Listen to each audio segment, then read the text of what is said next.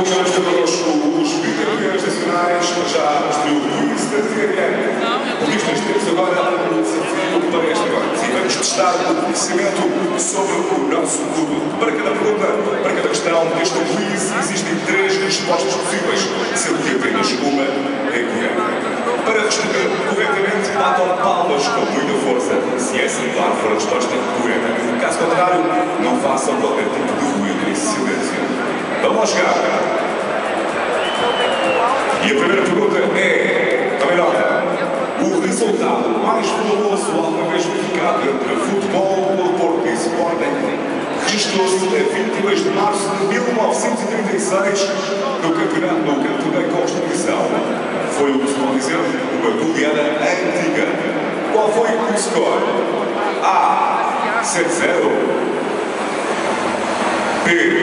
9-1 ou C. 10-1?